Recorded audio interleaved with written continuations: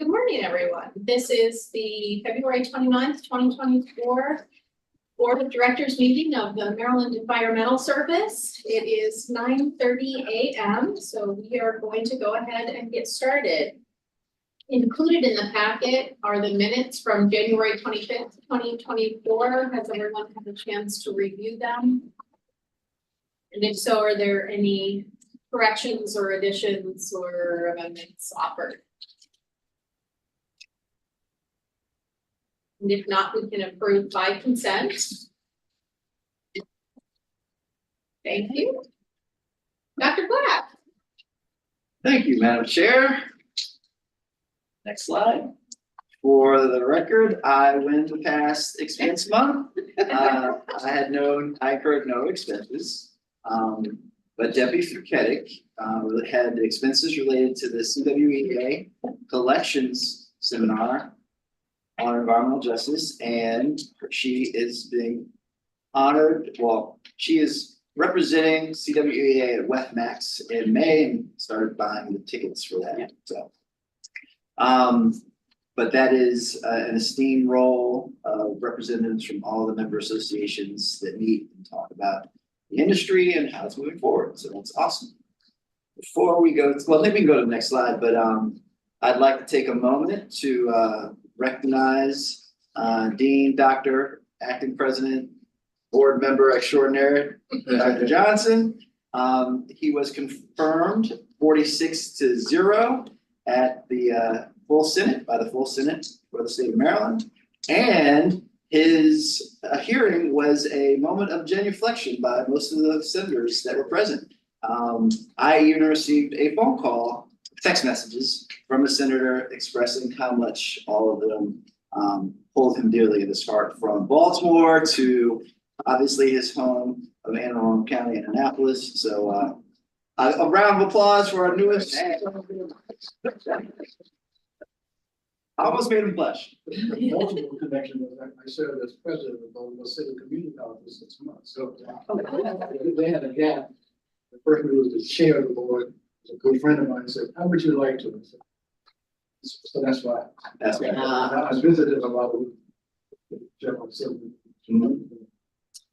Yeah, but Senator McRae, Senator Vidal, many of the senators made comments, and Senator Pro Tem Augustine also made comments towards all the years of service, and we're thankful to have him.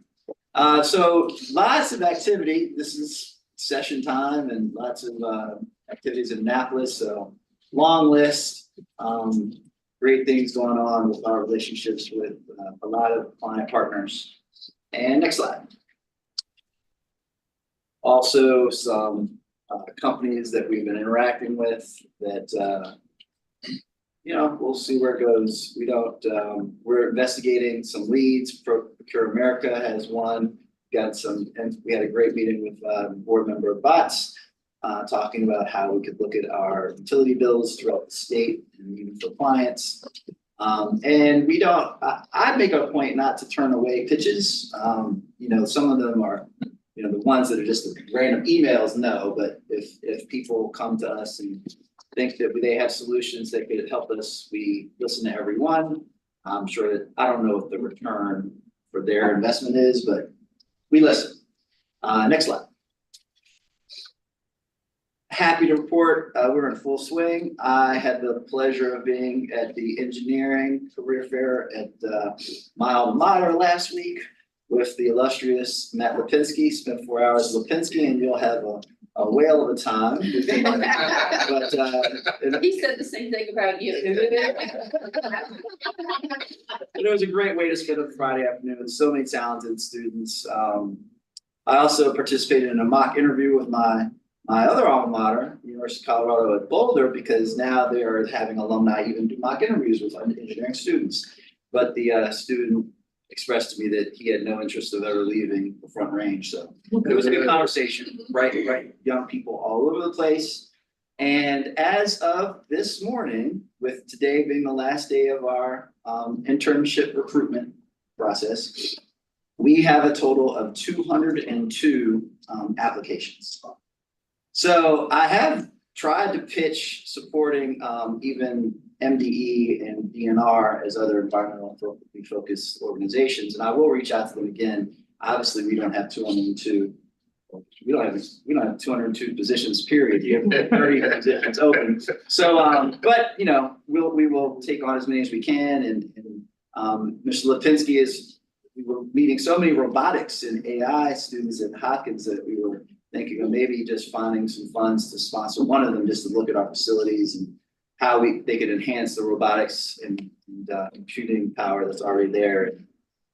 PLCs and other things that people program in the logical computers, whatever. Anyway, but it's gone great. It's a great program. We also have 22 college and job fair events that we continue to attend. We were slightly negative when this report was produced. For me, I had to write this report a couple weeks ago. We're not really negative in our numbers, but we had 9 new employees and lost 10 in January. But we're still well below 5%. And we now have, if I didn't say this before, I don't think we were fully staffed in HR last month, but we are now fully staffed in human resources.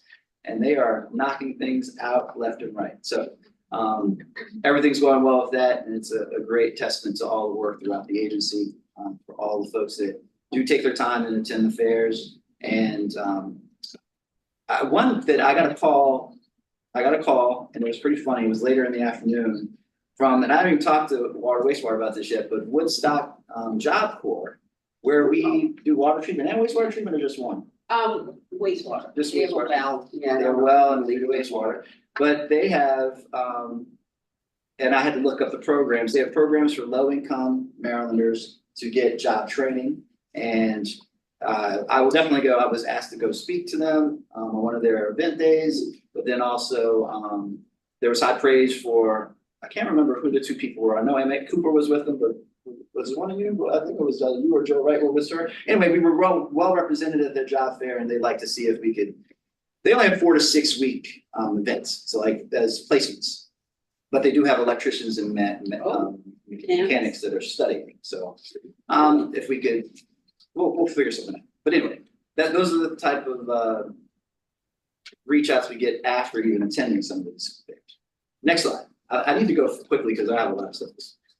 So we have these upcoming events. Hopefully, board members will TBD on some of those dates, but definitely mark your calendars for May 10th if you have the time to attend the Swana rodeo with us. We have a national champion that will be starting his defense. But it should be a nice event on the shore, and you'll see one of our most important sites. That's right. Mr. Logan Milby will start his defense of the title, and we'll have these other dates as quickly as possible and get them to you so you can at least put holes in your calendar if you're available. Next slide. We have concluded our annual agency-wide employee survey that is anonymous. We had 232 responses, and we're starting the analysis, and then I'll read every single comment. We'll see if there are other suggestions of how we can improve both our employees' lives and our customer delivery, service delivery. I haven't quantified how many of the initiatives have been catalyzed for the survey, but each year of the survey, there were major directions that took place after reading the comments, and they've always been great. So we did exceed. We had a large goal trying to get to 300. Which would have been more like a 40% return rate, but 245 is good, better than last year. Next slide. So we have this. Sometime along the 4 years, we decided to start sending something that I believe Test generated it, but the 4 operating groups can send in agency-wide. What is it called? It's called the not the weekly digest, but it's like a auto-generated. But anyway, we have this. Yeah, what's it called? I don't know what it's called. We can't remember what it's called. Anyway, we have a weekly. It's a weekly thing. And environmental ops always likes to make rhymes and have themes. Theirs are pretty funny, and so I don't generally take these for mine, but Ronnie the River Otter was two. So I took a couple from this month, 3 from this month, but Ronnie the River Otter. So join us in extending a warm welcome to Masonville Co's latest resident, Ronnie the River Otter. Captured by the Chesapeake Bay Otter Alliance cameras in mid-January, Ronnie has already begun to make a splash. River otters are known for their low tolerance for polluted water, making them particularly sensitive indicators of environmental health. Ronnie's presence at Masonville Cove is a positive signal of improving water quality and watershed conditions. We express our sincere gratitude to everyone who has contributed creating an environment where Ronnie and other species can thrive as our new neighbors. So, Ronnie the River Otter. Well, and I challenge him now. The little write-up that we get we didn't have the imagery. No. So I challenged Tom to go find imagery. EDR always comes through. Where's dollars? So they found it. Next slide. A couple others from one of our digests, whatever it's called. What would we figure out? Someone again. Where's Merkel? Merkel's not here. She's on. She's on. Yeah, Merkel, what's the digest called weekly? Is she is? Is it Called called Weekly Digest. It's called No, weekly. it's not a No, weekly not the weekly digest. It's the but thing that comes out on Wednesday. Did you write? Yeah, the way- No, it's not the, No, no. it's Weekly Digest. It's No. an announcement, right? Yeah. It's the weekly. All right, Well, only some people get it, not everybody gets it. We gotta have everyone get it, because it's supposed to be something where all the people in the agency can learn about what other people are doing. Anyway, so the Maryland Quality Initiative Conference and MDOT and all of transportation is highly involved in this. So I'm happy to announce that at this conference, it's an annual 2-day conference to collaborate on transportation systems. MES is proud to announce that 2 employees who work directly with this Maryland State Highway Administration received awards during the conference. First, Jessica Polarski serves on the State Highway Administration's I-695 and I-70 interchange triple bridges public involvement team that won an innovation award for the Bridge Builder Survey Tool. The Triple Bridges Project Bridge Builder Survey solicited public input on bridge design, aesthetics, and environmental and safety concerns. The survey was educational as well, as it provided background on the design build process. It was open for 57 days and received 2,000 responses. So, as you can see, Ms. Polarski is second from the right. Next slide. Amanda said it's called the MES highlight. MES highlight, thank you, Okay. thank you. MES highlight, it's, we saw that in some best practices, someplace where cross agency. And so when they come across something, who do they send it to? So I don't know how the managing directors and operations. You put it, there is a link and you go online and type in your story and then the whole thing kind of populates from whoever it puts the stories on there and it goes out to the manager. We'll start forwarding to the board members. We just rotated it. All of our- Your turn. Story, Yeah. once a week. Oh, you rotate them up here. And Everybody has it. And the second winner is Mr. Patrick McMahon. Mr. Patrick McMahon is actually the first MES employee I ever met.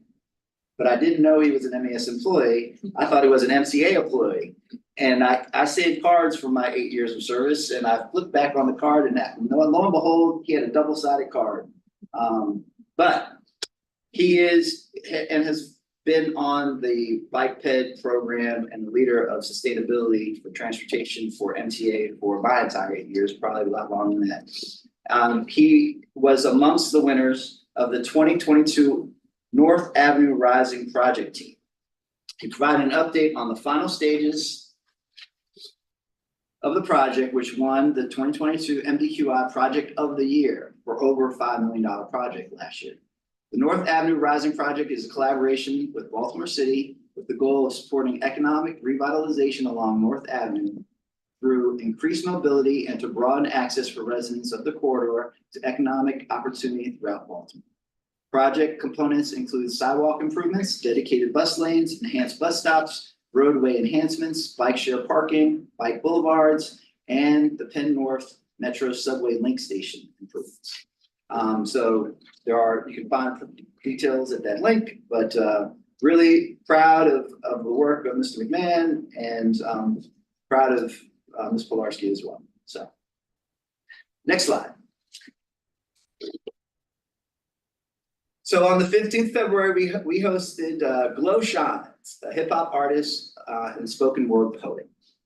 She regaled us for about 30 minutes, and she told us about how she's at Busboy Poets on third Thursdays at 8 o'clock. And we really enjoyed her unique blend of humor and raw honesty from the heart. And we learned to snap our fingers instead of clapping.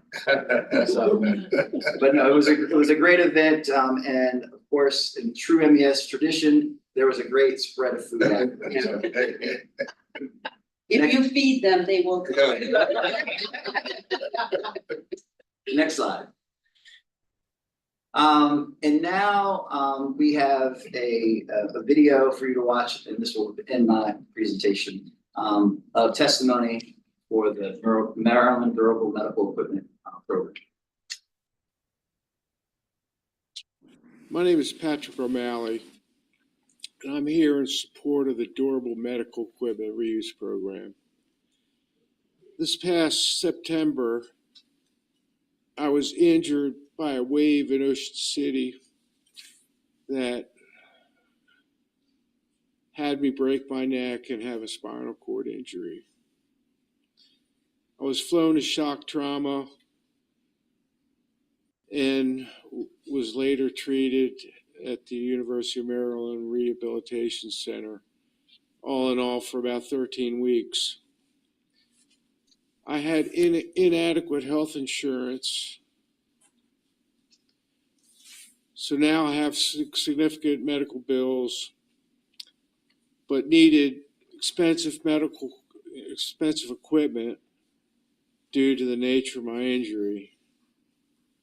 The reuse program supplied me with this wheelchair, a hospital bed, and an electric lift so I could get from bed to chair. Without the equipment, I would have not been released from the rehabilitation center. I'm not sure what would have happened, to be honest with you. Having this equipment, just a godsend. Ian and his team do great work for the Durable Medical Equipment Reuse Program and are doing just wonderful work that I benefited from. Please continue to support this program so others like me can benefit from it. Thank you very much.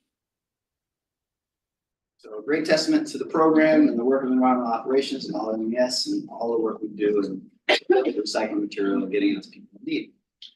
That concludes my presentation, except for Mr. Tosi, I think, was tagging along with. Let's tag along. I'm not even. Yes, yeah, well. Do I have a slide? Yeah. Happy birthday, by the way. Thank you very much. Thank you. Appreciate it. I had a great birthday. As a matter of fact, our budget hearing, which was supposed to go until like 7 p.m. that night, canceled. And I was like, this is the best birthday gift. I might have had a great birthday gift, but it's the second best birthday gift. So I just thought I'd update you all on some of the legislation that directly affects the board. There's a lot that we monitor, but there's a couple items that directly affect the board. Our bill, House Bill 78, Senate Bill 239, was voted favorably with an amendment, 2 amendments, out of, try not to get too technical, but out of one committee. It's jointly assigned to 2 different committees. So it was voted favorably with amendment, and it transfers over to the other environment committee. And then they had a couple questions. So we're working through some of those issues right now. And I expect we're going to be able to move forward with that one next week, hopefully. I don't make those decisions, but sounds like we're on a good path. And then the Senate hasn't really acted yet, but I've got some communications with committee staff, and we're just going to kind of, it seems like they're going to amend the bill to mirror what the House is doing. So everything will be sort of aligned. The treasurer's bill was introduced. He had 2 bill hearings. There were any questions at the bill hearings. One of the amendments in our bill takes the quorum issue out of our bill and puts that whole debate into the treasurer's bill.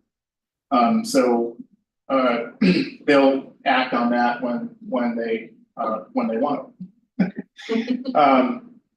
And again, no questions at all. And then the other bill, which I thought I would just inform you of, is a bill that's privately introduced, so not MES or the governor, just a delegate who introduced this bill, but it's titled Members of Boards, Committees, Task Force, Work Groups, Removal or Suspension.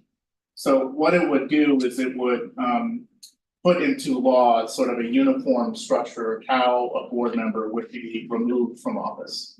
And it would be for misconduct, incompetence, neglect of duties, or other good cause. And then the removal or suspension could only happen after a consultation with the chair of the board. And then the member who's the subject would have to be granted notice. And then the only exception is standing committees and boards that are created or that are of General Assembly members. So, they wouldn't be able to remove the Senate Environment Committee. I have a question. Sure. Don't we have bylaws, in each of the organizations that kind of talk about that now? So remove, yeah, I mean, there's, the problem is that there isn't a uniform standard throughout state government. So while we may have a procedure for that, not every single board, commission, workforce, task force, work group does. So I think they're interested in just creating kind of a uniform system. Sean, thank you for responding to me yesterday. I got a little more information from them. I mean, there's a provision in the Maryland Constitution that that provides for removal of any appointed member of a. It says all civil officers who receive an appointment from the executive. So there's also an attendance requirement in state law. You have to attend 50% of the meetings. What was the other one? Commission of crime. So it does, if you plead guilty or no contest to a crime and then it's sought all the way through, then there's a removal provision in place for that. But for other items that aren't those, that there's no uniform standard throughout state government. So not that anybody here would be, the subject of any of that, but I just wanted to make sure that you're aware of anything that would affect the board itself. And that's all I have. Thank you. I'm gonna take a look at that bill because we're always I'll send you the looking at info. language Yeah. even for county. Yeah, I'll send you the info.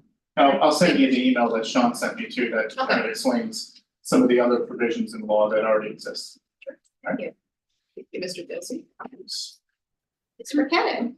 Best update. Best update, all right, I'm gonna try to go through this quickly because there's a lot going on.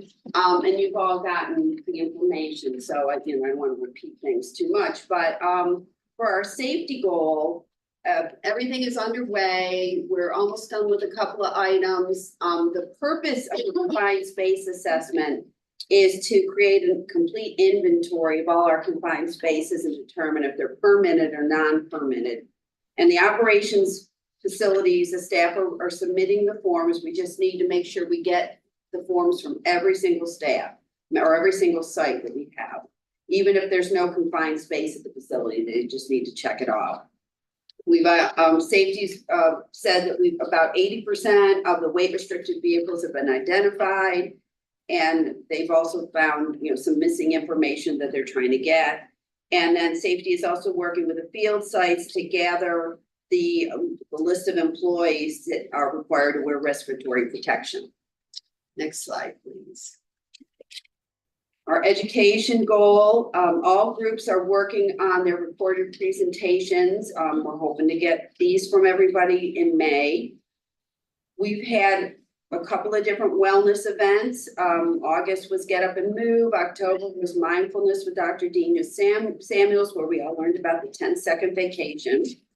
And just last week, we had a Zumba class that was streamed and a lot of fun.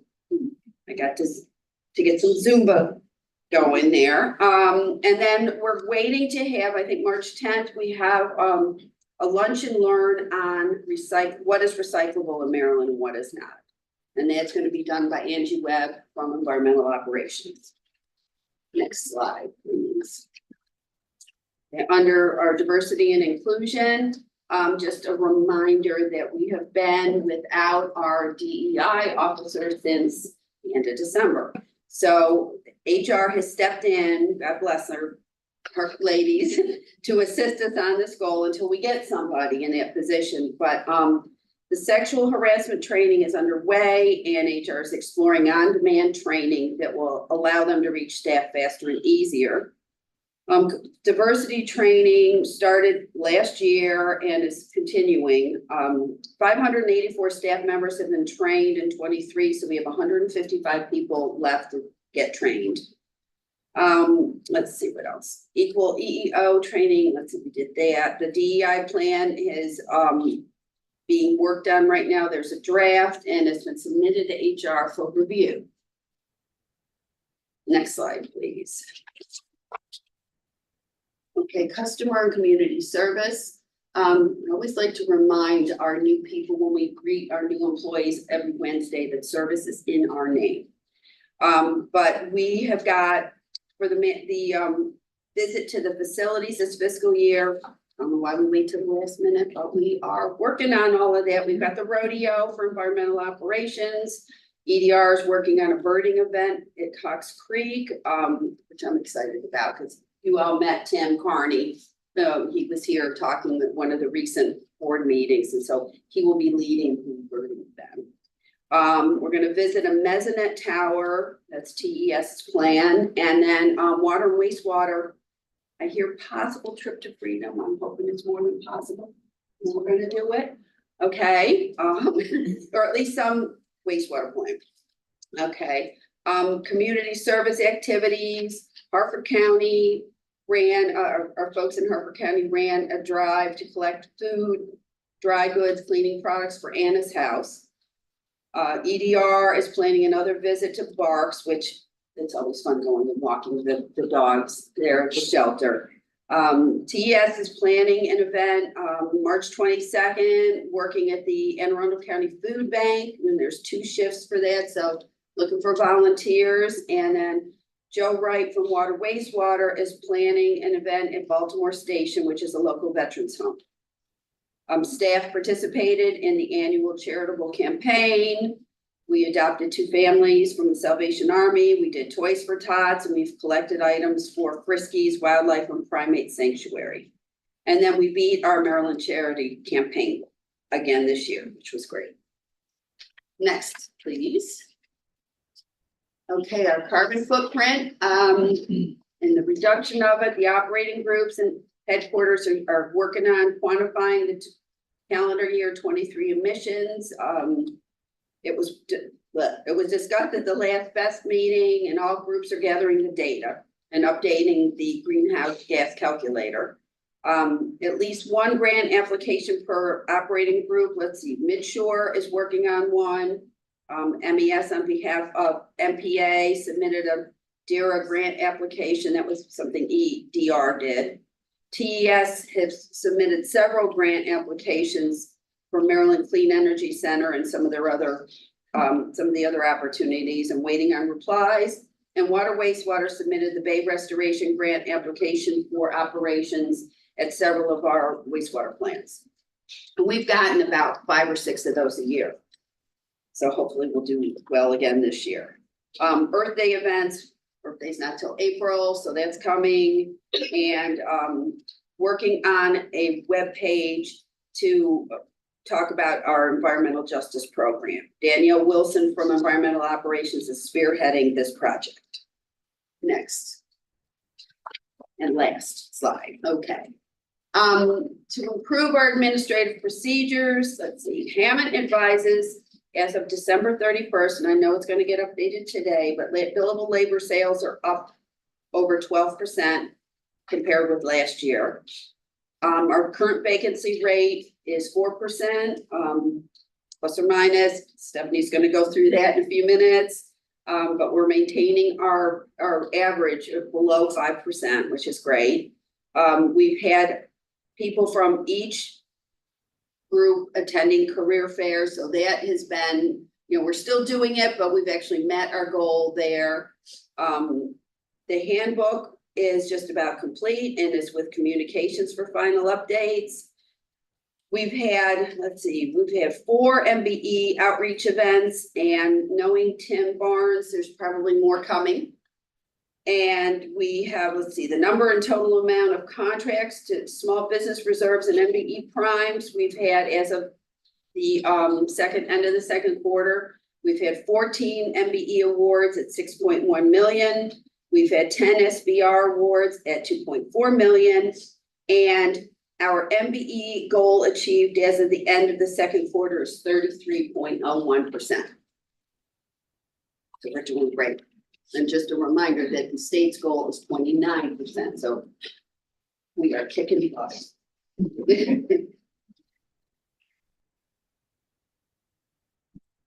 Thank you very much. We have included in the packet and for your display, the new business report for February 2024. Are there any questions? This will be a lot longer next month because I've just been through a dozen proposals. So there's a lot going on.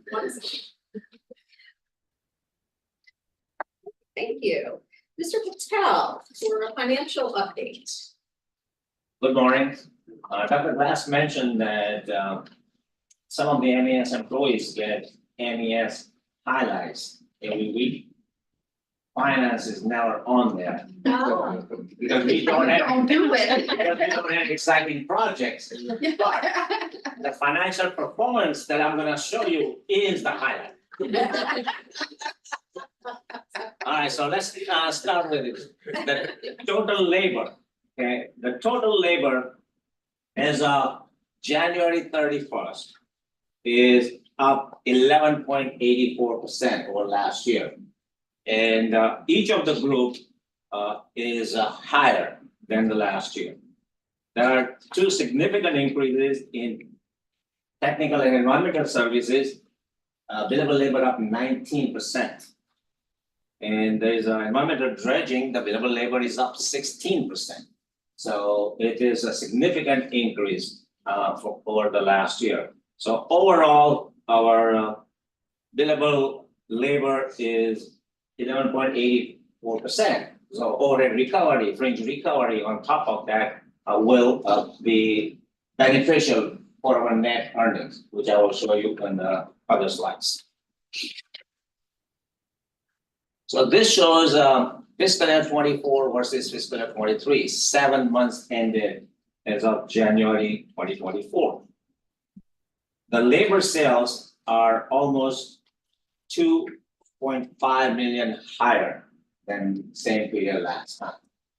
Based on this number as of January 2024, in the next slide, we'll show you the projection. What we project will be year end.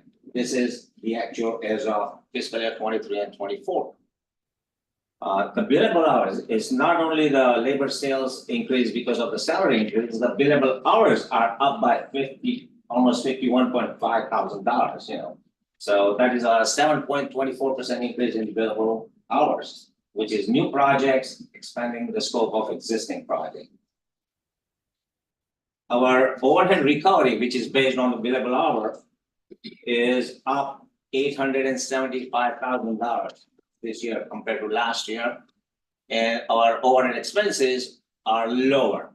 We have vacancies in overhead positions, including finance, so we are filling that up, but that shows that the overhead expense is overall lower than the last year.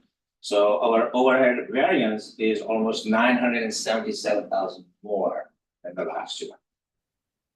All this overhead recovery, reduction in expenses helps in the net earnings, but we have budgeted adequate budget for all overhead expenses, including the salaries, you know, all the required software, you know, all the required items for it. It's just that because of the salary, it's saving the money for overhead, but is available for other purposes too. Same thing is the fringe recovery. Usually the fringe recovery, we do not even count in it our projections for year end because fringe expenses are unpredictable. You know, the health insurances go up, you know, like in January, it went up over the last year. And then we have a tuition reimbursement, you know, and then we have other events, you know, and so fringe is not a major part of it. But even then, because of the very high increase in labor sales, it is projected, like it is right now 759,000 higher than the last year. So that is surprising because now it is a direct effect of increased billable hours, which is even helping in fringe variance also. Project variance is mainly because of the used oil. The prices are still high. We are getting good money for the used oil. And the other beneficial factor is interest income. You know, interest rates are still high, so we are earning a high interest rate on our cash balances. That is shared with all our partners whose money we are holding. And so in this 1.2 million MES interest is almost $1 million, and the other is the equipment part. So we can we allocate the interest to other partners based on that. So they're getting the a large share of the interest too. This is after that. And that is very beneficial because we have this interest income is we are planning on it and it is helping because that was not expected. All right, so this is the last slide which says budget versus actual based on 7 months as of January. And in the third column in the numbers, the full year estimate is projected based on what is the actual data as of now. We are doing very well in all of those categories. I'm gonna focus on the last line in there. We have budgeted full year at 4.1 million. And all these years, I have always budgeted conservative. If I budget something more and we don't hit it, then that's on me. But I think we're gonna be consistently doing a good performance going forward. So we'll budget a little more to the reality. But we have 4.1 million. That is usually we will at least have to have the net earnings for paying the best and all the other contingencies. Our full year estimate is 6.7 million, which is almost 2.5 million higher. If we earn a lot more, there will be the one proposal I'm proposing right after this is the 401k contribution. We have a 3-pay period coming in. We will watch that. And we want to make sure that all the needs of MES employees, the stakeholders are met. So we'll focus on it, and everybody shares in this success. So just want to let you know that it is very high, but we are focusing on it, and everyone will share in this success. All right, so labor sales full year estimate is 1.6 million higher than the budgeted. The overhead variance, which makes a significant difference because of the billable labor and lower overhead, is expected to be 1.8 million higher than the budgeted. The fringe recovery, as I say, is unpredictable, but we still think, this 82 is a conservative number. We may even earn more in the fringe recovery. The interest income, as I say, even the equipment fund, a lot of people are working from home and they take their own car, but still equipment fund is still making money. We are at 183,000 positive there, and we are watching very carefully how the vehicles are utilized and how many miles they have, and we are replacing. So we have done good replacement and all that, but it's still equipment fund is positive about 100,000 to 183,000. So overall, the increase in net assets is 2.5 million, expected more than. So that brings me to a proposal that you probably received, you did receive in your packages, and then I'm going to talk about that. The memo that is in the board package, I'm not going to read all the way through because it's a long one. I do have a highlight slide. Maryland Environmental Services employees have done excellent work in operating all facilities and projects efficiently to serve our clients and the citizens of Maryland. As you just saw on the financial statements, the labor hours has increased, the projects has increased. So we have a low vacancy rate because there is a many recruitment events, and we are concentrating on filling the vacancies because that increases the bill of project and serves our customers better, and we are ready. You know, when somebody, one of the plants has new project, we are ready because our human resources are available. The overhead expenses were much lower than budgeted. The net earnings are expected to be 2 million higher than budgeted, which I just presented to you.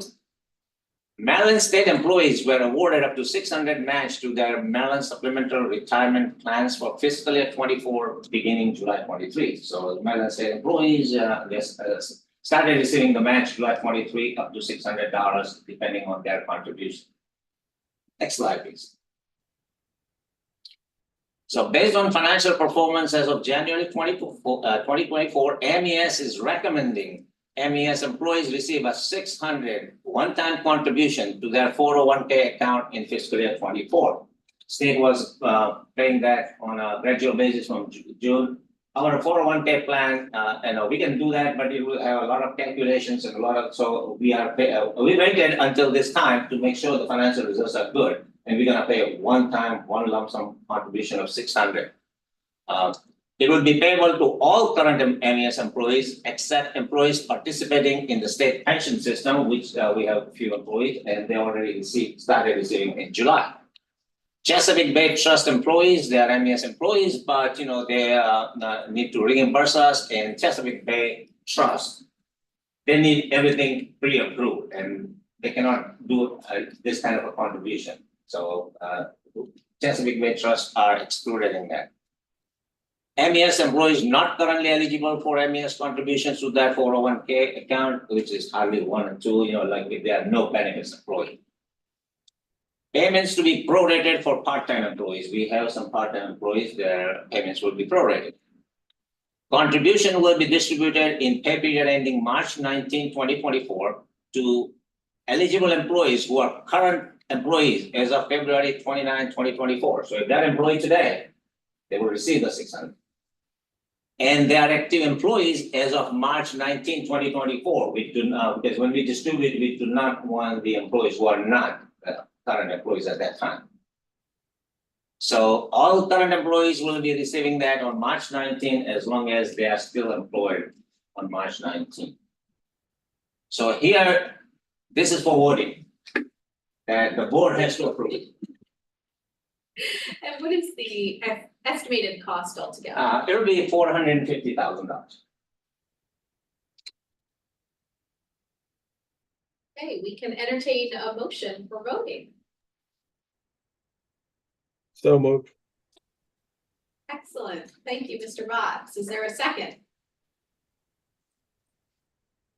Second, this is Joanna. Thank you. Are there any other questions or comments for discussion on this item?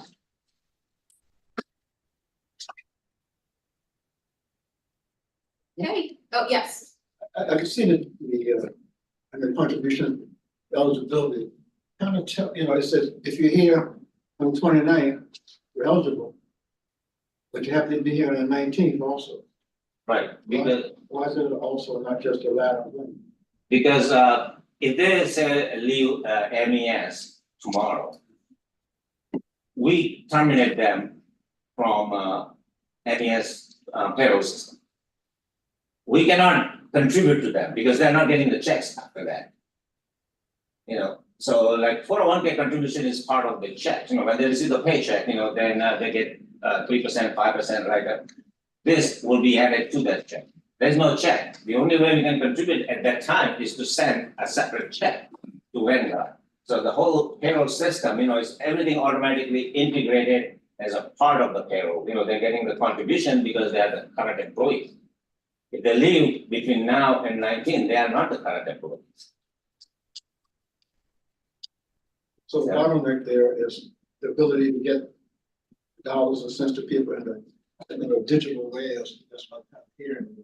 Or like we are the best like that too, they can earn the best, but they have to be employee when we distribute the best. But I can understand what you're saying is that it's just that we are giving to all the employees as of now, you're not distributing anybody else, but if they are gonna leave after today, then they will not become eligible. Like we had 2 new employees that started yesterday.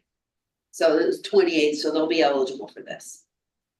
But anybody that leaves, I mean, Hold on. that is what because of the technicality of payroll and how it is contributed to 401k, because our plan says, that MES will contribute to current employees. So that's why there won't be, at that time, there won't be current employees, so it's a technicality, but it's just we can make an exception, then it is possible, but the way I look at it, 401k contribution is for current employees, if they're not on 18, and we don't pay 618, they're not current employees. So, I hope I answered your question for that, I but. necessarily like them. It is just, Read this, if you just take the second bullet out, our active employees as on March 19th, 2024, you don't need the first one. Don't need the first bullet. Because if you're active, then, they should get their check, but you're telling me you're an employee on the 15th, or on the 29th, but you also have to be active, is what's being said, but that's, I mean. You have to be eligible for the plan, so I think that's the gap there. yeah, There's 2 weeks until you're eligible to be in the 401k? yeah, the first pay period. yeah, so I if think that's the gap if between the two. people start next Yeah, week or the week after, they won't be eligible.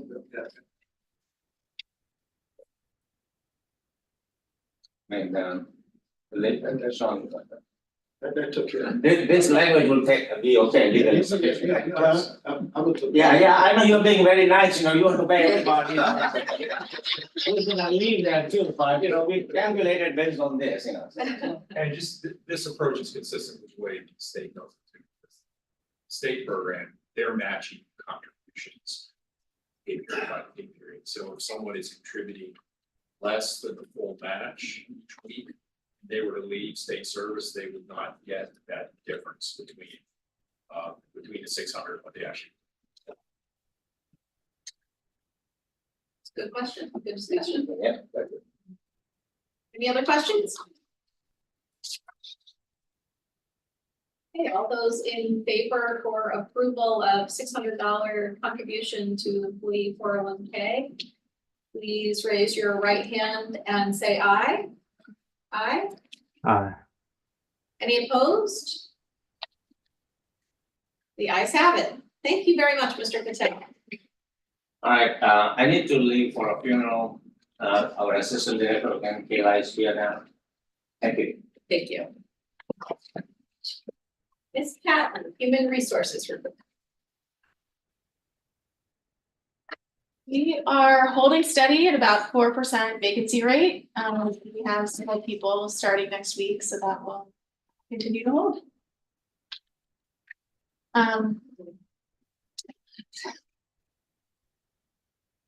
I wanted to give the board an update on our new employee assistance program that we are planning to implement in the next month. Next slide. Just a little background on employee assistance programs. It's a work-based intervention program, and it's really designed to help our employees in their personal life, especially if that is kind of leading into their professional life. So employees can engage voluntarily or via a formal referral from either HR or their manager if they think that will help them. Slide.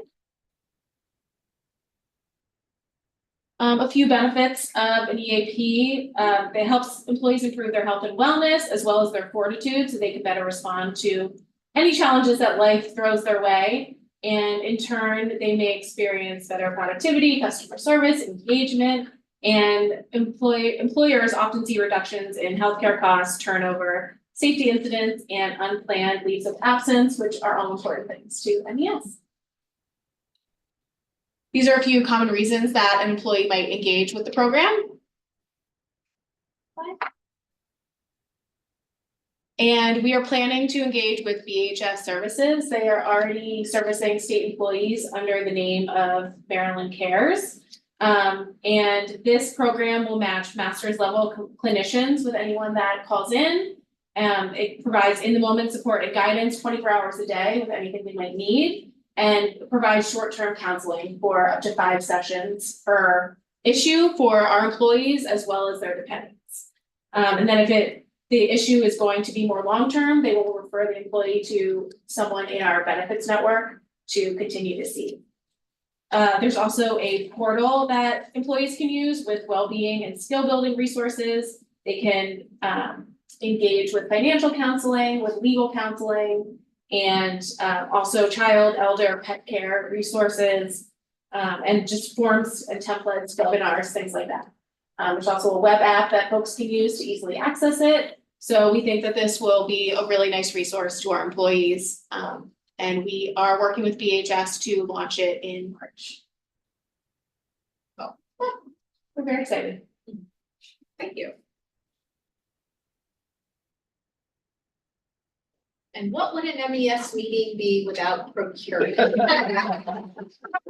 Spend, spend, spend. That's Sandra. Yeah, we haven't said we got all this money, right? Yeah, right. So we have 8 procurement items, to present to the board. The first one is from the Administration and Information Technology. And the project name is the annual Microsoft licenses. I guess we do this every year. And it was awarded to SHI International Corp for the amount of $776,239. And this is across 3 years. So every year it'd be approximately 258,000. There is no MBE goal percentage to this. Next slide. Oh, no, sorry. I just want to keep going. I was like, go. It's like 8 of them. It's like. The next slide is a picture of the site. I know. Picture of, Microsoft computer. Next time we'll do that. Thank you. Is there a motion for approval? Motion to approve. Thank you. Is there a second? So, Thank you. Are there any other questions? Okay, all those that are in favor, please raise your right hand and say aye. I think it's just. Oh, sorry. Ms. Jones? Yes, I would like to abstain from item 4 and item 7. Okay, thank you. Not this one, not this one. Correct. 4 and 7.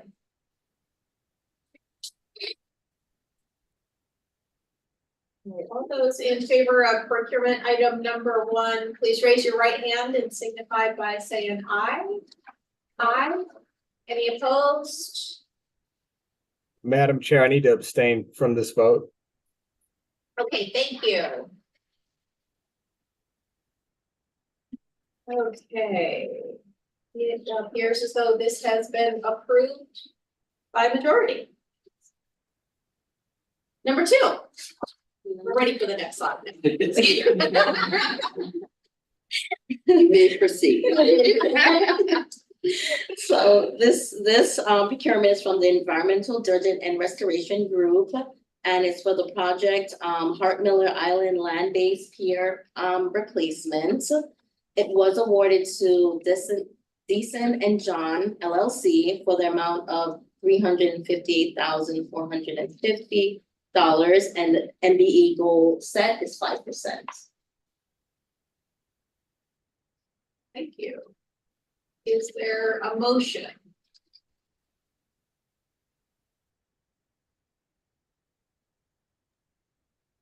So moved. Thank you. Is there a second? Second.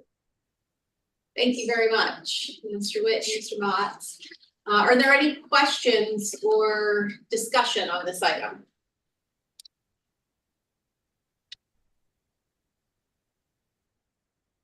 Okay, hearing none. If in favor of approval, please raise your right hand and say aye. Aye. Any opposed? Okay, it looks like that's a unanimous approval. Number 3. So this procurement 3 is from the Administration Human Resources. This is for our short-term and long-term group disability and life insurance policy. The contractor is Voya Real Star Life Insurance Company. This is for an extension, 6 months extension to July 31st, 2024. This change order is for the amount of $250,000, and which bring the revised total contract amount to 2.2 million, and there's no MEE participation.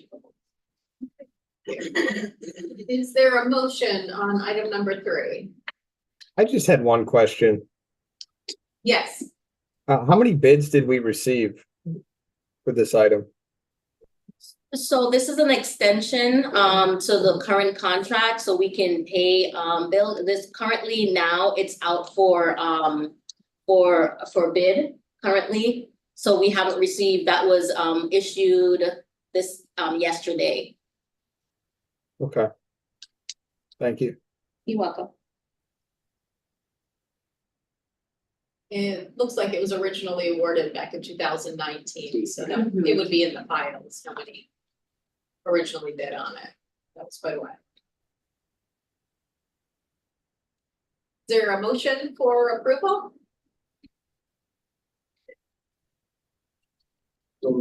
Thank you. Is there a second?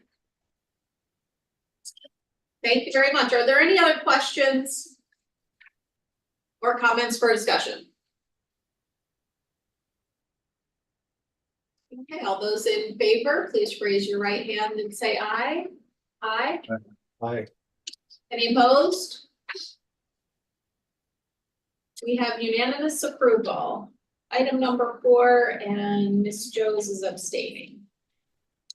So item number 4 is from the Water and Wastewater Group, and the project is ECI Water Wastewater Treatment Plant Sludge Facility Upgrade. And this is from our AE shortlist, and the contract awarded is KCI Technologies Incorporated. This is a change order. So the original amount was for $232,100. And the revised total contract brought it up to $252,100. I think this was not brought before the board. I think this was one of them where it was before the. The board was notified. But Not yet notified, but so it brought it up to that scale that we decided to remain compliant, bring it forth. The MBE percentage goal is 21%, and their participation to date is 27.7%, which is really good. Okay, is there a motion? So moved. And a second. I'll second. Thank you. Are there any other questions or comments for discussion? Okay, hearing none. You would like to vote to approve procurement item number 4, please raise your right hand and say aye. Aye. Aye. Any opposed? Okay, we are approved by majority. Number 5. Okay. Number 5 is from the group Technical and Environmental Services, and the project is for the MEA Energy Technical and Engineering Analysis Residential. This is awarded to Newport Partners LLC for the amount of $2.6 million. The MBE goal set is 29%.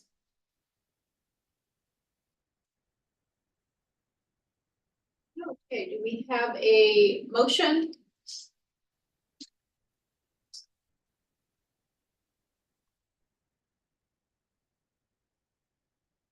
I will move to approve.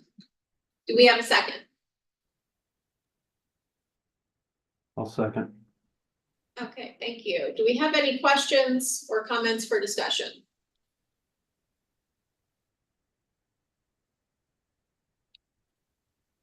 So I have one question. I'm guessing that You don't, there's not listed the amount for the other two proposals.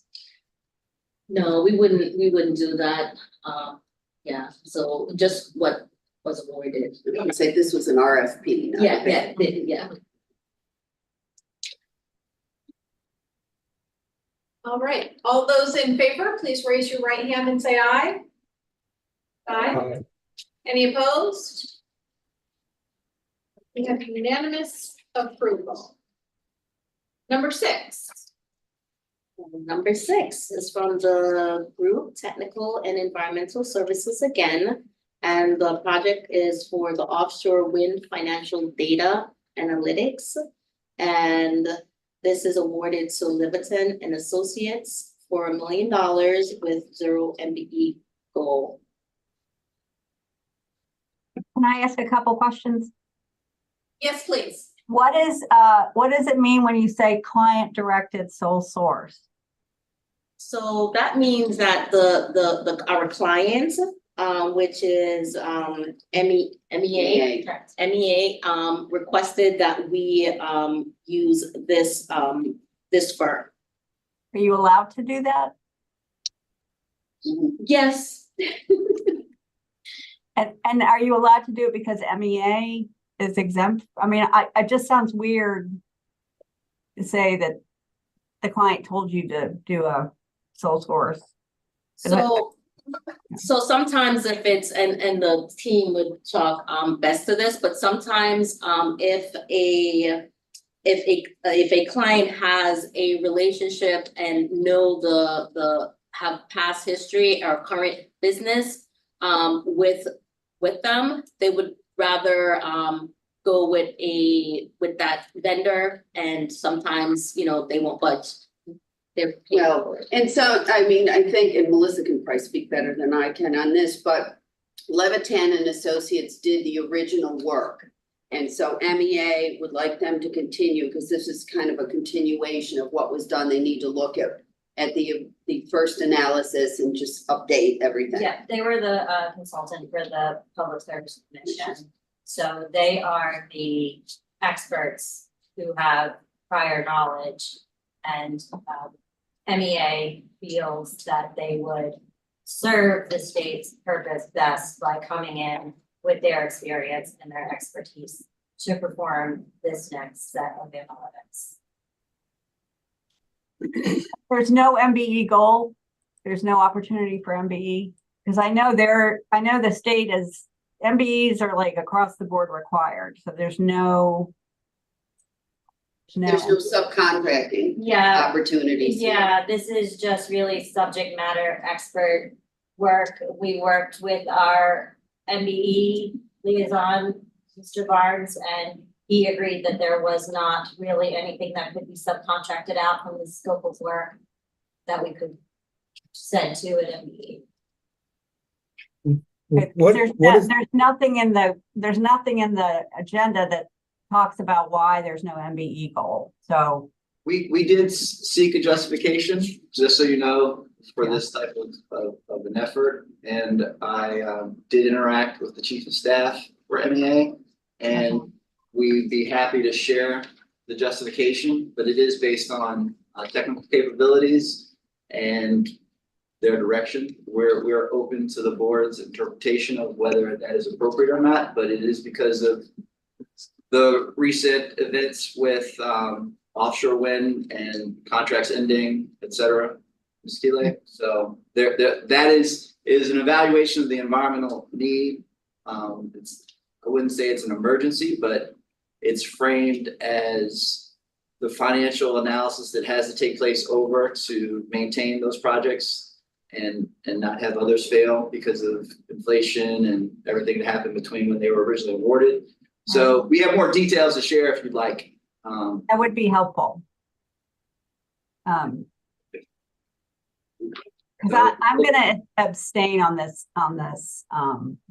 vote if I can. I don't know if there's issues with if anyone else had to recuse themselves, but I don't feel comfortable voting in favor of this based on the fact that my boss is on the Board of Public Works, and I think, I know he's not here, but I'm just gonna abstain on this one. I have another question.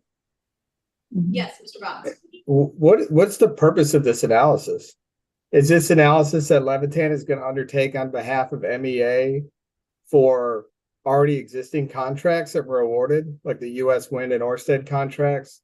Or is this about future proposals or solicitations that are happening at the PSC this year or next year, where MEA is hiring Levitan as their consultant to review those proposals and provide their input? It's the future proposals. If you didn't hear, it's the future proposals. Okay. I'm also going to abstain from this vote.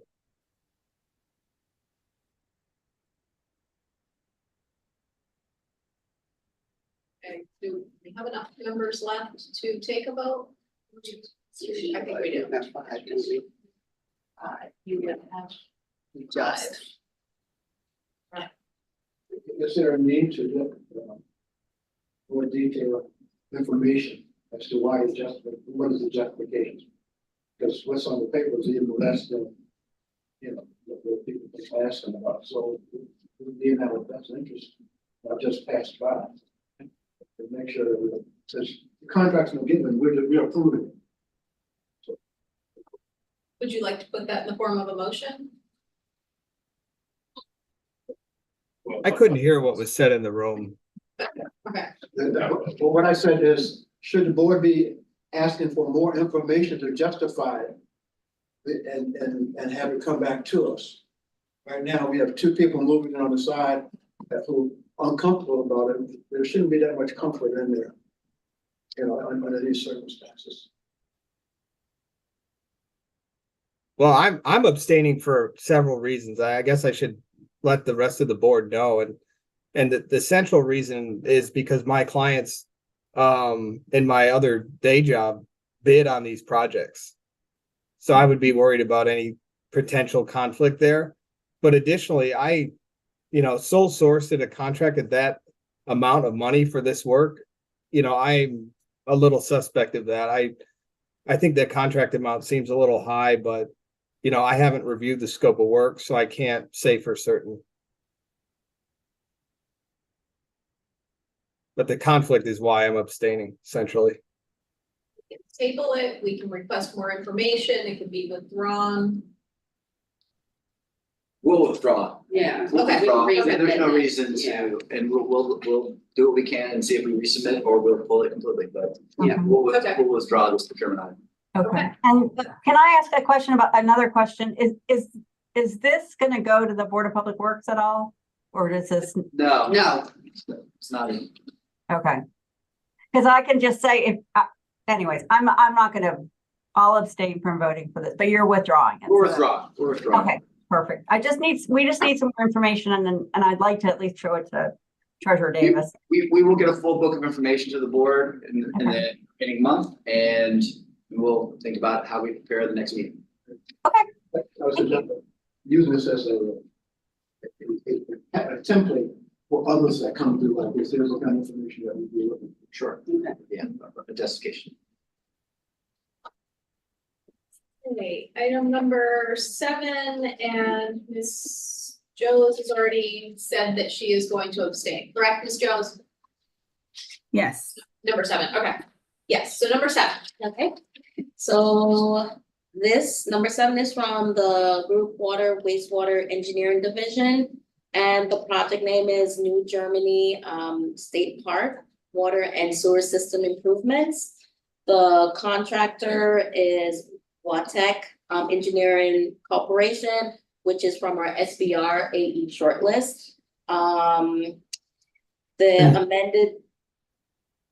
The amount of this amendment, this is the second amendment, is $157,240, which will increase the contract amount to $656,844. The MBE goal percentage is 29%, and their participation to date is 30.7%. Is there a motion? So moved. Okay, is there a second? Second. Okay, there's a motion and a second for approval. Are there any questions or comments for discussion?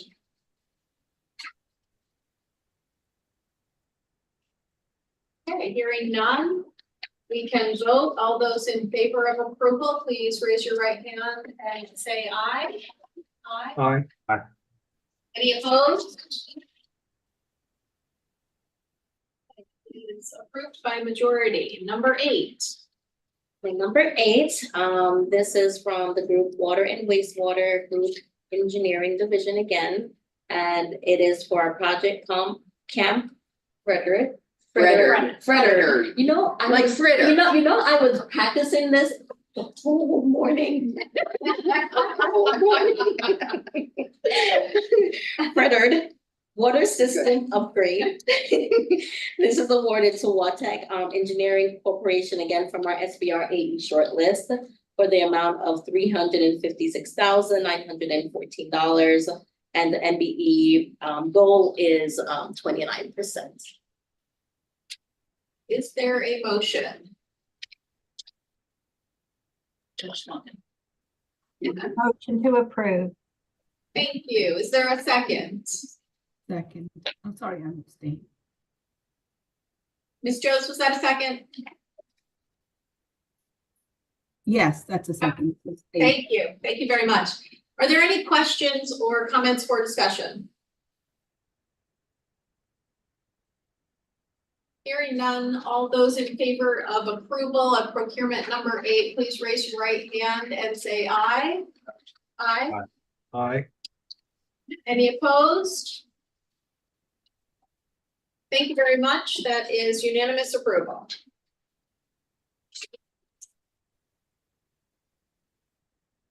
So this is a procurement notification. This is with the Board of Public Works. Looking at the amount, you know, we say why, but we thought that it would be best to have a detail on this this AE contract. Camp Frederick. Here you go. Military reservation, water main replacement. It is a current MES project, and it's awarded to George Miles and Burr LLC for the amount of $92,320. And the MBE participation is 6.03. We wanted to do this because we are taking it to the board and the board, you folks are supposed to approve things before they go to the Board of Public Works. But normally you wouldn't see this because it's only $92,000. Plus it says notification. So why does this one go to the Board of Public Works? Because we're using state dollars. Got it. Okay, got it. Okay, so you're looking for a motion for Yes, approval? yes. Okay. Is there a? Do we need it for you? No, we're It's just a letting you- notification. So the notification. Okay. Yeah. It's under the amount. Excellent. Okay, so you verified that we've seen it. Have been briefed. Yeah, we just didn't want to put it on the list and, you know, the notification list because we want to make sure everybody understood that this Excellent. is.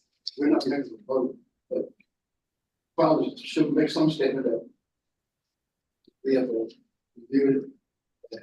And we have no objections. We don't have to approve. There's no objection. Something like that. Absolutely. Are there any objections? Just verifying. Okay, we're good to go. That's the better question. That's the biggest scope. And here's our list of notifications. Any questions about the notifications?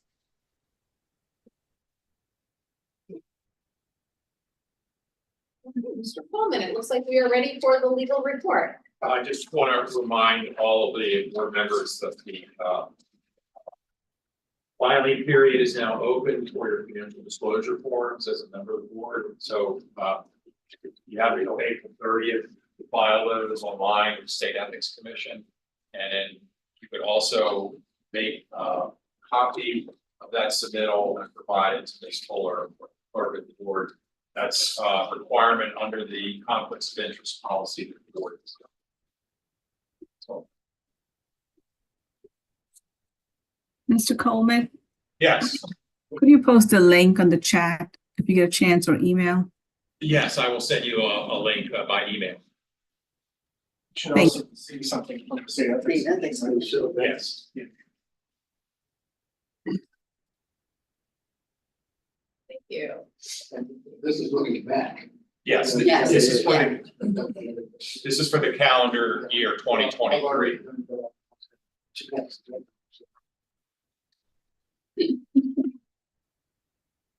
Thank you. And if there are any further questions on that matter, Mr. Coleman, I'm sure would be happy to entertain those questions. So group updates, it looks like we're gonna start with Ms. Dolinar, and we're gonna be discussing the Baltimore Inner Harbor site. Thank you. This is a little different than our dredging facility, so I wanted to present this to the board today. The Baltimore Inner Harbor project site is a project that we provide support for our client Honeywell. The project's located on the former site of the Baltimore Works plant, and, right there on the peninsula along Baltimore Harbor, and notating that, thank you. For more than 140 years, the Baltimore Chrome Works and later Allied Chemical operated this chrome processing and manufacturing facility. And the history of this chrome ore processing on the site left 18 acres contaminated with chromium. And chromium is used to make stainless steel products and also to chrome plate other metals to reduce corrosion. And it's also found in some ink pigments. For reference. In 1985, operations at the plant ceased, and approximately 451,000 tons of chromite ore processing residue, also known as copra, and chromium contaminated demolition materials from the facility were disposed of in the Hawkins Point Hazardous Waste Landfill Area 5 up until 1993. In 1989, the U.S. Department of Justice, EPA, MDE, and the Allied Signal entered into a consent decree to clean up the site. Allied Signal is actually Allied Chemical's successor and the predecessor for Honeywell, our client today. The agencies all work together, and they also integrated redevelopment of the final remedy. So it's a remedy and then a positive end use facility. MES provides daily support of maintaining the project remedy that was completed in 1999. The remedy included a 3-foot wide hydraulic barrier that went to depths of 70 feet all around the perimeter of the whole entire site, and also a 5-foot cap covering the site that included a capillary break, clay layer, membrane liner, and soil cover. And then there's also a system that extracts the groundwater in the site from 16 wells that lowers the groundwater in that site lower than the pickups go, so that nothing flows from the site. And the remedy took over 10 years and $100 million to complete. But the result is total containment and then ongoing monitoring to demonstrate that it's effective. MES also provides the monitoring services for this remedy to confirm successful and continued containment. We've been doing this since the completion of the remedy. And we do quarterly sampling of surface water at 20 locations along the water around the perimeter, just to determine that there's no contamination going into the harbor there. And we also do semi-annual groundwater monitoring in 8 wells to ensure the remedy is effective in containing that chromium impacted groundwater from leaving the site.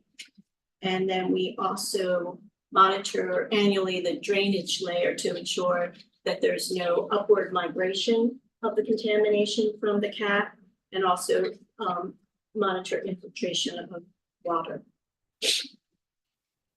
And the result is a successful brownfield redevelopment.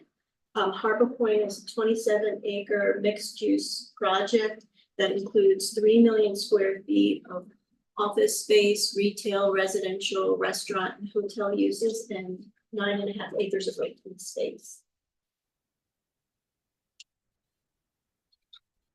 Thank you. Any questions?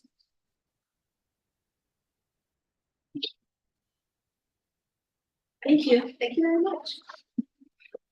So Ms. Gladnick, would you like to introduce our next guest? I'd be happy to. So presenting for TES this month is Jen Tonga, and I'll say her last name because Thank most you. people can. Took me 2 years, but I got it.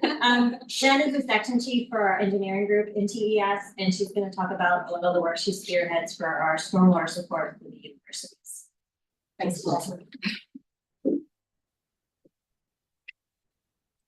Hi, so I wanted to share about one of the projects that we're pretty proud of. We've been working with the universities, several universities in Maryland since 2018. This picture is from a recent inspection at Bowie State University. But first I wanted to give a little bit of background on the permit that necessitates this work. A lot of the work that we do, is focused around environmental permit requirements. So just to put it into context, these are some of the fundamentals of the permit that we're most focused on for this work with the universities. MDE operates what we call the MS4 permit, and specifically the part of the permit that we're focused on is related to the stormwater discharge. So as you know, instead of water running off the roadways and directly into the bay, the MS4 permit regulates that this water must be treated first.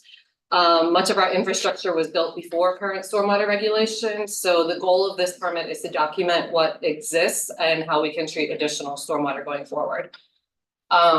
Phase 1 of the permit was implemented first and shows the largest counties in green, as well as Baltimore City and State Highway Administration. And then phase 2 of the permit was implemented in 2018 and includes the purple counties and smaller pink municipalities, plus 68 large state and federal properties. The large properties would include something like the universities, BWI Airport, Camden Yards. MES does not have an MS4 permit because we didn't meet the criteria that would have necessitated that. So that's just some background information. Also evolved into a multi-year project. And in the past 5 years, we've now worked with 5 different universities on 30 unique tasks for approximately 1.75 million.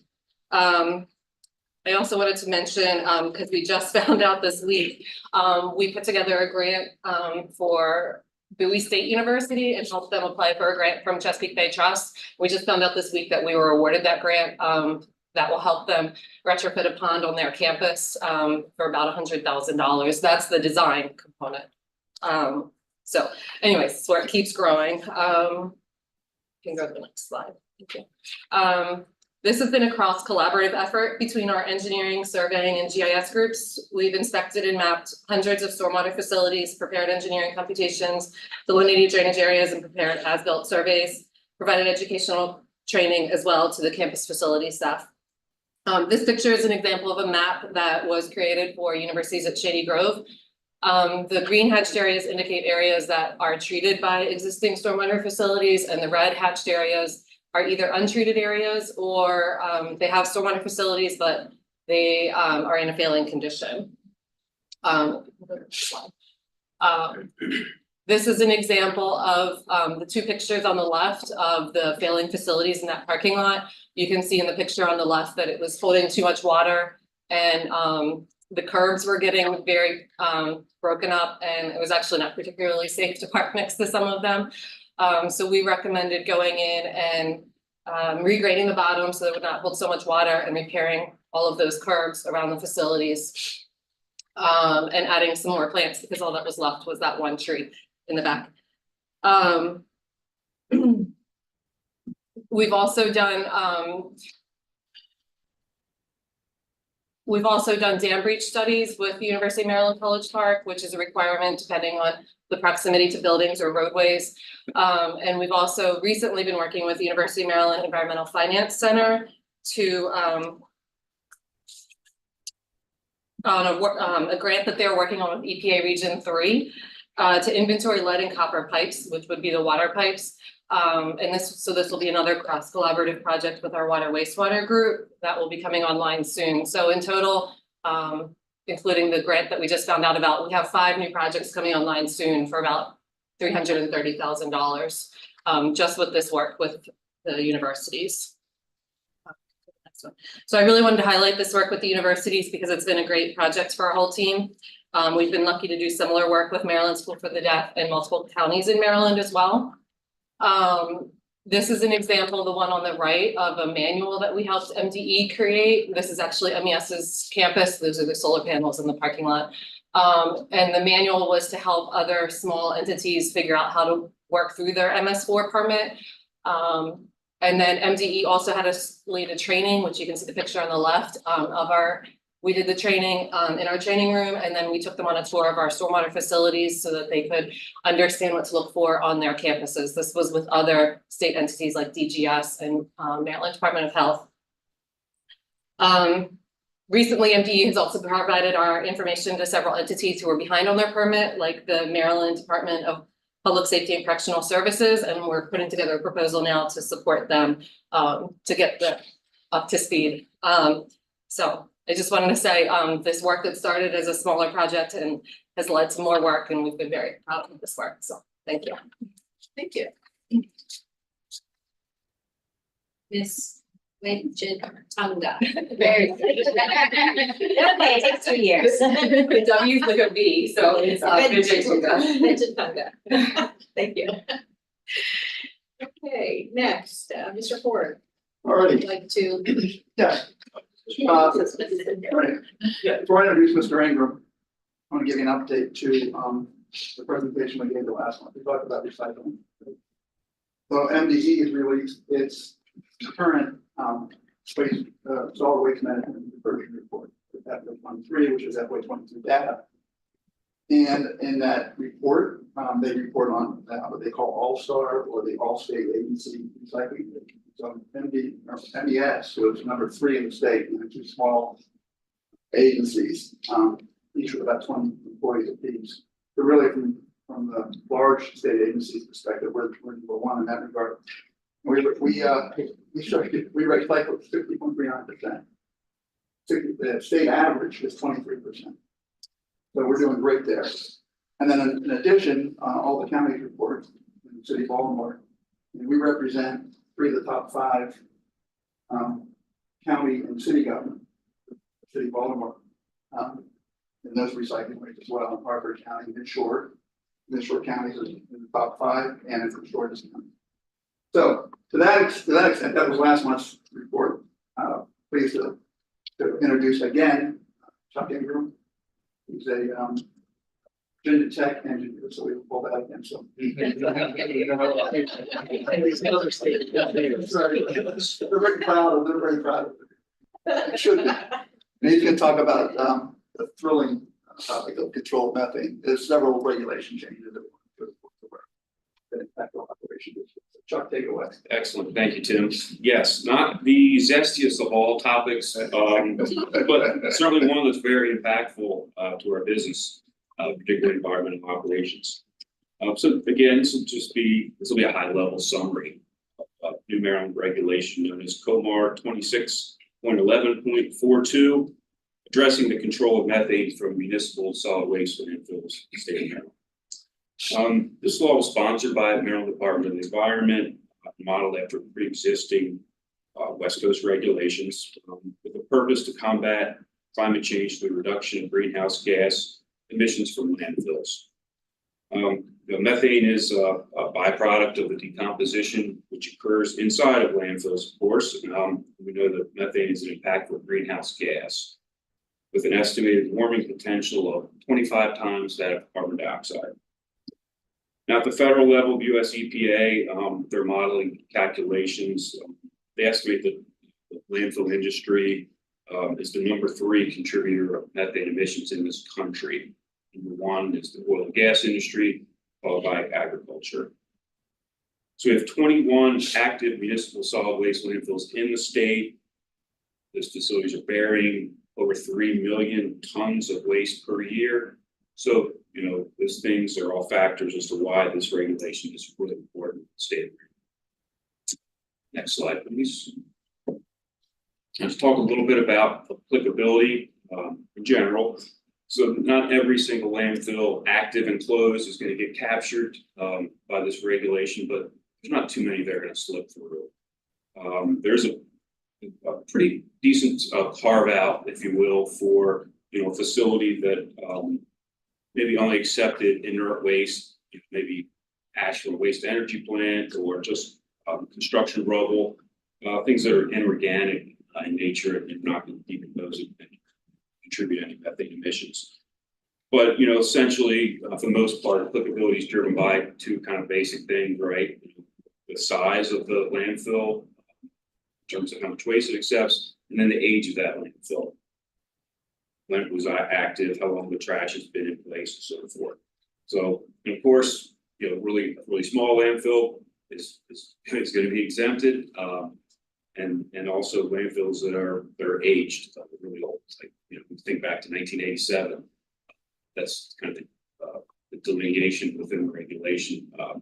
Facilities that didn't accept trash after November 8th, 1987, not applicable. So, other than that, everyone else active and closed will be impacted by this regulation, at least in some regard. Next slide, please. Requirements of the law are sort of broadly defined by some sequential steps that all landfill owners will work their way through, and they get progressively more challenging, as you go. The first step's the easiest, which I guess that's a good way to start.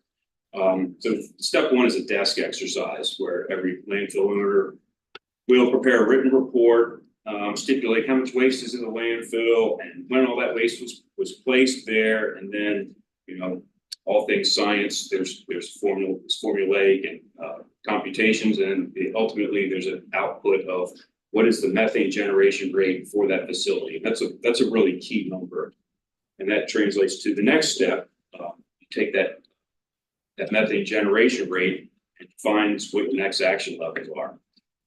If you're under 732 tons per year, you're okay. If you're over 8,548 tons per year, that's a lot of methane. You will go directly to proceeding with the design of a gas collection control system if you don't have one already. It's a lot of methane. So if you're between those two brackets, then you transition to a field investigation step called surface emissions monitoring. And that happens for an entire year on a quarterly basis. So for data collection events there. I'll talk more about surface emissions monitoring in a minute, but generally think of it, it's a field measurement activity again. It's essentially checking for leaks, right?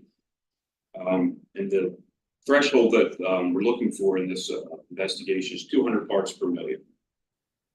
So if you trigger that will then require, for step 3, that you're going to need a gas collection system. There's some time constraints as to when you have to have that in there. You have to get a design plan completed by this June or within a year of the exceedance that's noted. And then the last step is once you submit your plan to Maryland Department of the Environment of what your gas system will look like, then they give you 2.5 years to get that completely designed, fabricated, installed, and operation. So at this point, MES has completed steps 1 and 2 for our own inshore facilities, and some other customers will explain that. Okay, next slide, please. Can I ask a question on the last slide? Yeah, of course. And you might be getting into it in the next slide, but what happens with the gas after it's collected? Is it burned? Yes. Is it Yes. stored?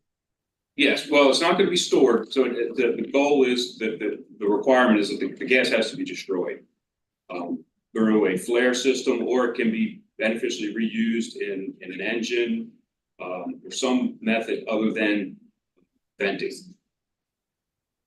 This is one of these methods potentially a power project where you put a small landfill gas. Oh, yeah, absolutely. That's common. That's at this point a very mainstream application for a beneficial use of landfill gas. Probably the most common. Okay, thank you.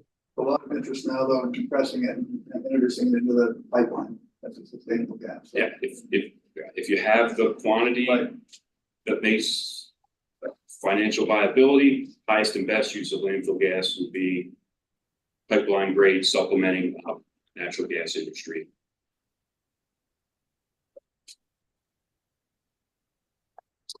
A little bit about the chronology timeline we're working with this regulation. Just took effect in June 2023. Those initial methane generation reports were all due to NDE in September. We were required to start the first surface emission monitoring events the last quarter of the fiscal year, of the calendar year, I'm sorry. So that would be October, November, December of 23. Those efforts were taking place. And we talked about the stipulation of the timely preparation of the landfill gas design plans and getting those in to MDE this June. Those efforts are underway as well. Okay, back to this surface emission monitoring business. You know, it's a really physically demanding effort, quite frankly, and I say kudos to our staff who are making that happen. You think about the size of a landfill, they're 30, 40, 50, 100 acres easily, right? And that parcel is going to be divided up into 25-foot grid spacing, which is basically the width of this room, plus or minus, right? And then a person physically walks that grid with a continuous monitoring device. And that device is GPS enabled, so the whole time it's picking up a location reference. If there's any exceedances, we know exactly where they are. And again, they're looking for that 200 parts per million threshold. Up and down the slopes. Up and down, back and forth. Sounds kind of nice on a 75-degree sunny day but The slopes are pretty steep. the slopes can be, they're 3-to-1 slopes, and there's varying types and densities of vegetation that have to be That's grabbing in your ankles. Is there any hope in the future of this being done, the monitoring by a drone? Or is that? There certainly is, and it certainly, you think about like walking 30 miles over the course of several days, up and down and so forth. It certainly seems like something that lends itself very much so to technological implementation.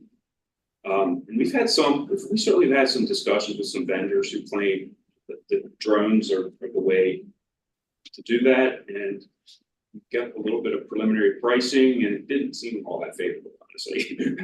But again, I referenced earlier, this regulation has been in place on the West Coast, the surface emissions monitoring, and kind of called and talked to some companies. I think, how are you guys doing it? And they're walking their sites. So that's how we're starting. Part of the MES wellness program. I've asked people to continue to look for the technology. They have the monitoring capability. Instrumentation's there for the most part, there's something you have to account for. You have to Because stay. it's so far off the ground, and you have to account for wind, and you have the issue with the propellers going, and there's all kinds of issues that you have to address, but there are people working. I think the CCTV robots camera's an adjustment for that. We get one of the surface guys. Look at, just think about a robot, remote control car with sensors on it. Yeah. That would be big track wheels. Kids will love it. But that's our employee that's primarily doing the work. We have a lot of volunteers on There he Saturdays and is. Sundays. Yeah. He's in good shape. So you can see his walking, his staff, if you will, there is the tubing extends down. Right to the surface. Yeah, it's picking right at the surface.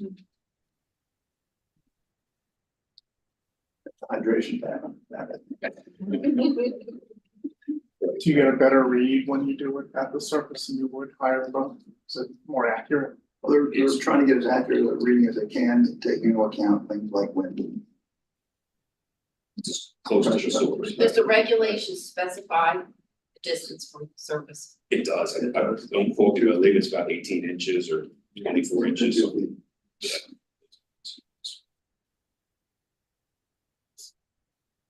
I guess that was considered when it was drafted, that a stop law would hold it up here and only go out, on the windiest day.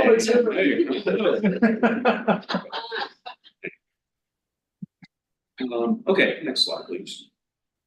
A few impacts that we're seeing, at least internally, at our sites. So the Midshore One facility that, hasn't received waste in 14 some years. But it does have an active gas collection system. Eventually, we're most likely going to lose a small, not small, but a revenue stream there related to carbon credits that are validated and sold those markets. That's unfortunate, but To explain that the regulations when that landfill was opened and up until this point, that landfill was exempted from active landfill gas collection system based on size. So we could qualify for carbon credits because we voluntarily to destroy that methane. But once you lose that voluntary status, it becomes a regulatory requirement, and you lose your ability to collect revenue from that. can't monetize what you have to do already, right? Okay, other than that, on the expense side of our operating budgets, we're gonna get some impacts there related to that surface emissions monitoring and labor associated with that. As well as increased O&M costs on our well field, things of that nature. There's potential for what I would consider a rather unpleasant capital hit to our Midshore One facility if we had to replace our existing flare, which is functioning just fine, with a more highly efficient destruction device that could play into this regulation. We're not quite there yet. We don't have enough data to submit to MDD to be able to make a case either way. The destruction efficiency is really small. The differences between the current flares that we have and the enclosed flares. But nevertheless, that's the regulation. There is an exemption in place. Primarily because the trigger for that need, we expect will be below the levels in 3 or 4 years when this is actually required. So that would be basic. Right. Last slide. Thank you. Some things that MES is doing to support our clients with this regulation. First of all, we prepared the methane generation reports for 5 counties as part of that very first step we talked about. Remember, not every county has an active landfill. So I felt like that's a pretty decent contribution. They have about 25% of that market. Next, we can, and we're already helping some county landfill owners who already know that they need a new gas collection system. And there's 2 counties right now, far west and far east, that have engaged our services. So that's in the works. And within environmental operations, we have the expertise and the staff to keep landfill gas systems balanced, which is critical, and maintained, working correctly, which is really a huge part of what the accountability aspect of this regulation entails. With this regulation, as it continues to roll out, MES is going to have more opportunities to contribute. You can say hello to Mikey. Mikey on the screen. He has a contagious smile. Yeah, very, Happy very employee. But he had a lot of our landfill gas maintenance work that we do now. And he goes by Mikey. He goes by Mikey. Thank you, Mr. Mayor. Good, thank you. Hey, Mr. Barr. You have a recurring visitor as well. Yes, you remember it great. For those of you who don't remember, Tiff Bradshaw is our water wastewater operations chief. And you heard from him last July. He talked about the PFAS used forever chemicals and how they might impact our operations. So we're going to have him back again once the regulations are passed and we have a better handle on that. But today we want to close out Black History Month by talking about African American pioneers in war. And Tiff came up with this topic. I thought it was a great topic and a great way to end Black History.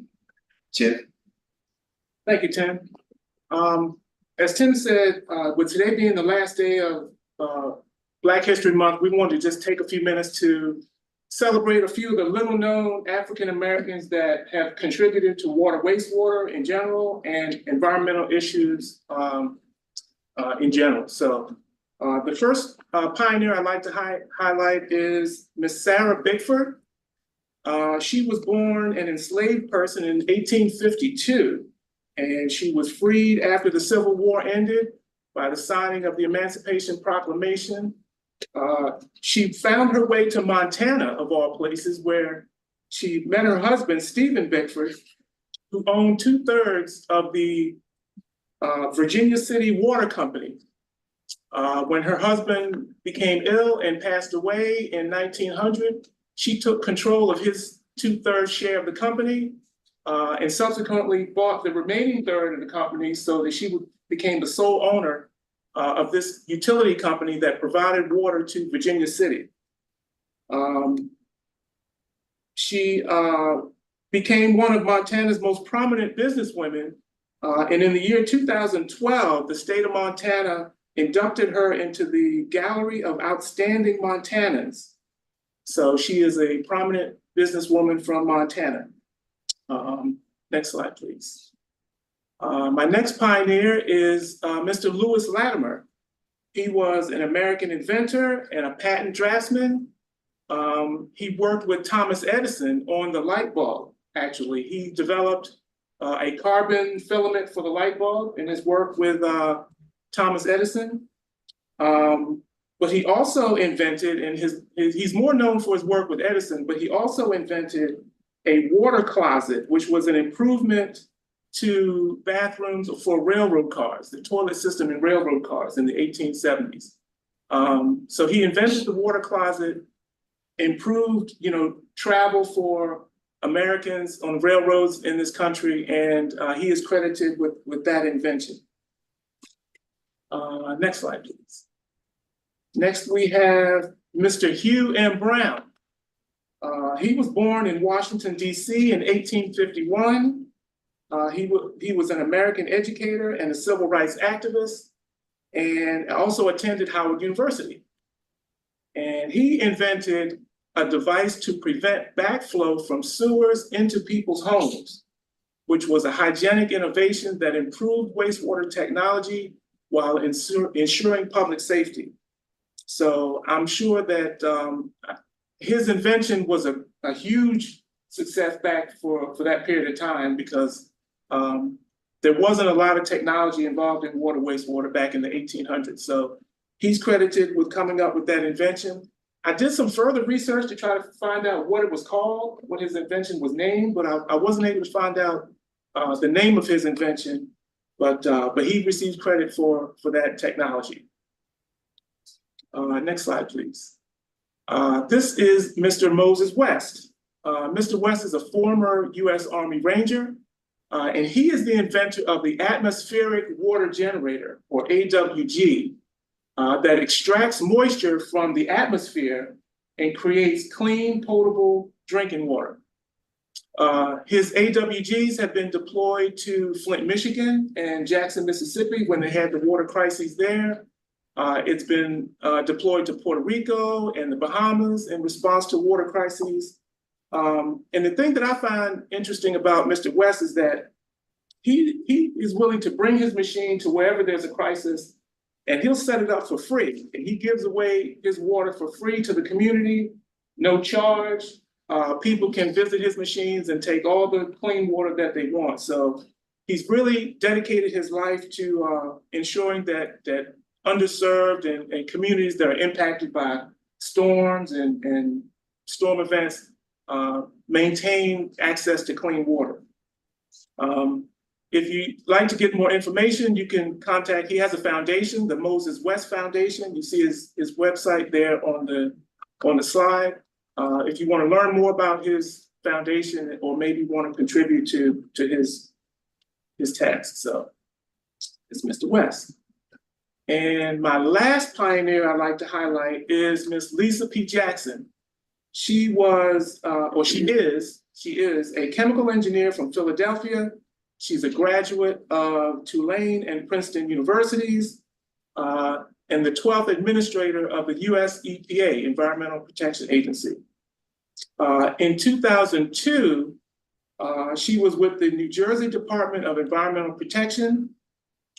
In 2006, she was appointed by the governor of New Jersey as the Commissioner of Environmental Protection for the state of New Jersey. In 2009, she was nominated by President Obama to be the EPA administrator, and she was confirmed by the Senate in 2009. And she left there in 2015 to become, no, I'm sorry, in 2013, she joined Apple as the environmental director for Apple. And in 2015, she was promoted to the Vice President of Environment, Policy, and Social Initiatives at Apple. And her responsibilities are to oversee all of Apple's environmental issues, which I'm sure keeps her quite busy. So those are just 5 of the little-known African Americans that have contributed to water wastewater. So I'm hopefully the board learned something, because I certainly did doing this research. It was interesting to see how these folks have come up with inventions that have advanced our industry and helped to give us clean water. So. Thank you, Mr. Bradshaw. That was extremely enlightening, and what a fun change of pace, and what a great way to end the month of February. It's leap day.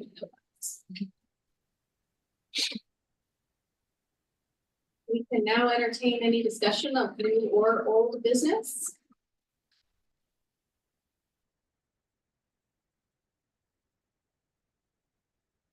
Okay, hearing none. A few announcements. The next meeting is Thursday, March 28th, 2024 at 9:30 a.m. And there is an audit committee meeting on May, yeah, sorry. The material said March 28th. I looked at the wrong, it's May 28th. May 28th at 9:30 as well. Yes. Okay, thank you very much. I saw the update. I didn't remember what the update specifically stated. So anxious for that audit. See, Mr. Patel doesn't know how much highlights include financial information, which is so exciting. Okay, we can entertain a motion for adjournment. So. Thank you, Dr. Johnson. Second? Second. All right, we are adjourned. Thank you very much, everyone.